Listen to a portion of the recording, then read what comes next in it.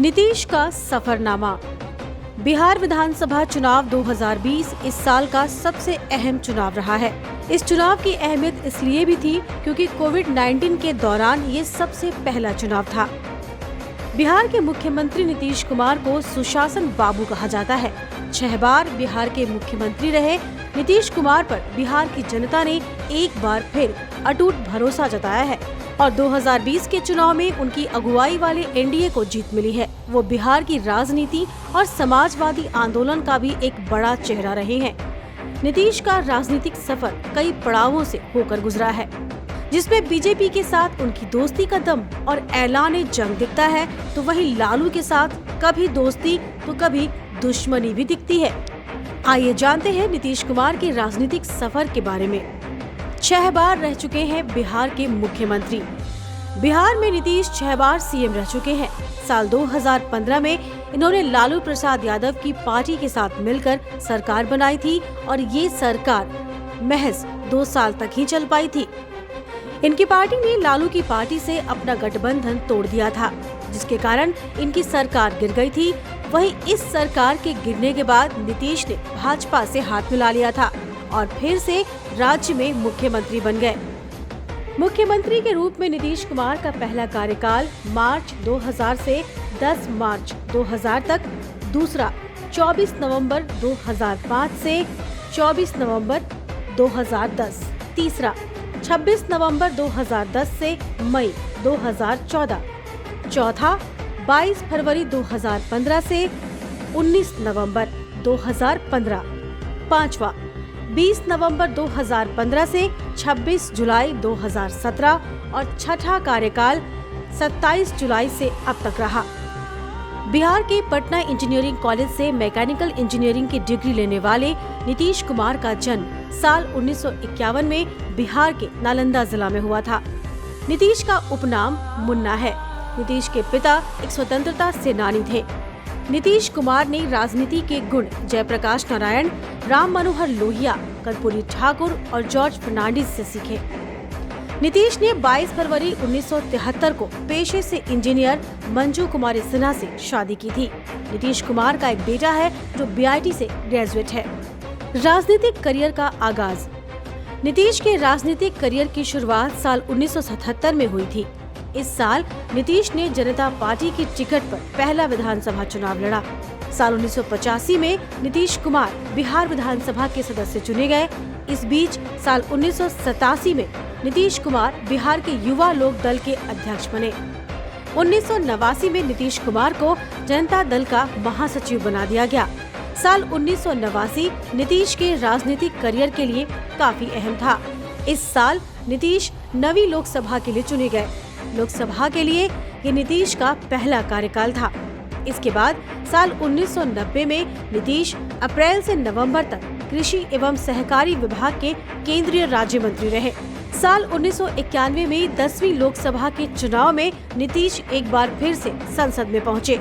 इसी साल नीतीश कुमार जनता दल के महासचिव बने और संसद में जनता दल के उपनेता भी बने। करीब 2 साल बाद 1993 में नीतीश को कृषि समिति का चेयरमैन बनाया गया। एक बार फिर से आम चुनाव ने दस्तक दी। साल 1996 में नीतीश कुमार 11वीं लोकसभा के लिए चुने गए। नीतीश साल 1996 से 98 तक रक्षा समिति के सदस्य भी रहे। साल 1998 में नीतीश कुमार फिर से 12वीं लोकसभा के लिए चुने गए। 1998 से 99 तक नीतीश कुमार केंद्रीय रेलवे मंत्री भी रहे। एक बार फिर चुनाव हुए साल 1999 में, जिसमें नीतीश कुमार 13वीं लोकसभा के लिए चुने गए। इस साल नीतीश कुमार केंद्रीय कृषि मंत्री भी रहे। साल 2000 नीतीश के राजनीतिक करियर का सबसे अहम मोड़ था। इस साल नीतीश कुमार पहली बार बिहार के मुख्यमंत्री बने। उनका कार्यकाल 3 मार्च 2000 से 10 मार्च 2000 तक चला। साल 2000 में नीतीश एक बार फिर से केंद्रीय कृषि मंत्री रहे। साल 2001 में नीतीश को रेलवे का अतिरिक्त प्रभार सौंपा गया। साल 2001 से 2004 तक नीतीश केंद्रीय रेल मंत्री रहे। साल 2000 के गुजरात दंगे भी नीतीश कुमार के कार्यकाल के दौरान ही हुए थे। साल 2004 में नीतीश 14वीं लोकसभा के लिए चुने गए। साल 2005 में नीतीश कुमार एक बार फिर से मुख्यमंत्री बने। बतौर 31वें मुख्यमंत्री नीतीश कुमार का ये कार्यकाल 24 नवंबर 2005 से 24 नवंबर 2010 तक चला। 2010 में भी उन्होंने राज्य के मुख्यमंत्री पद की शपथ ली, लेकिन कार्यकाल के पूरा होने के पहले ही 2014 की लोकसभा चुनाव में हुई करारी हार का जिम्मा लेते हुए उन्होंने इस्तीफा दे दिया था और जीतन राम मांझी को मुख्यमंत्री पद का कार्यभार दिया था। 22 फरवरी 2015 को उन्होंने एक बार फिर बिहार की कमान संभाली और नरेंद्र मोदी के नेतृत्व वाले राजग की चुनौती को मुंहतोड़ जवाब देते हुए बिहार की सत्ता पर काबिज हुए और महागठबंधन की सरकार बनाई। उपलब्धियां: साल 2015 में बतौर मुख्यमंत्री नीतीश कुमार ने 1 लाख स्कूली शिक्षकों की भर्ती की थी ताकि बिहार में पढ़ाई का स्तर बेहतर हो सके और लोगों को रोजगार भी मिल सके। बिहार में लड़कियों की शिक्षा के लिए भी नीतीश ने कई अहम कार्य किए हैं। उन्होंने स्कूल जाने वाली हर लड़की को साइकिल दी थी ताकि लड़कियों को स्कूल जाने में कोई दिक्कत न आए और अधिक से अधिक लड़कियां स्कूल आ सके। नीतीश कुमार के मुख्यमंत्री रहते हुए बिहार में सूचना के अधिकार के इलेक्ट्रॉनिक संस्करण की शुरुआत भी हुई। उन्होंने मनरेगा में ई-शक्ति कार्यक्रम की शुरुआत की, जिसके तहत फोन पर ही रोजगार से जुड़े समाचार उपलब्ध कराए जाते हैं। इनके कार्यकाल के दौरान बिहार में फास्ट ट्रैक कोर्ट के तहत पहले की अपेक्षा कहीं ज्यादा आपराधिक मामलों का निपटारा किया गया। नीतीश कुमार के कार्यकाल के दौरान मुफ्त दवाइयाँ, चिकित्सीय सेवाएं और किसानों को ऋण देने जैसी सेवाओं की शुरुआत भी की गई। पूर्व राष्ट्रपति अब्दुल कलाम और नीतीश की पहल के कारण नालंदा अंतर्राष्ट्रीय यूनिवर्सिटी प्रोजेक्ट की शुरुआत भी हुई। रेल मंत्री रहते हुए नीतीश ने रेल सेवा को सुचारू रूप से चलाने और टिकटों की बुकिंग को आसान बनाने के लिए इंटरनेट टिकट बुकिंग और तत्काल सेवा प्रारंभ की। इसके अलावा यात्रियों की सुविधा के लिए देश भर में बड़ी संख्या में रेलवे टिकट काउंटर भी खुलवाए। ऐसा माना जाता है कि नीतीश कुमार के प्रयासों के द्वारा ही दिवालिया होती भारतीय रेल सेवा फिर से तीव्र गति से विकास करने लगी।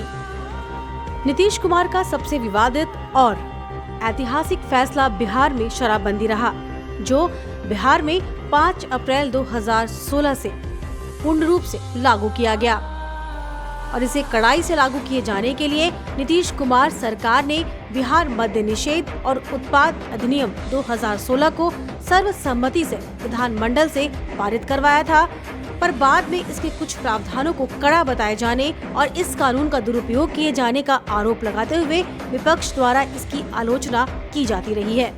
न्यूज अपडेट के लिए आप हमारे चैनल को सब्सक्राइब करें।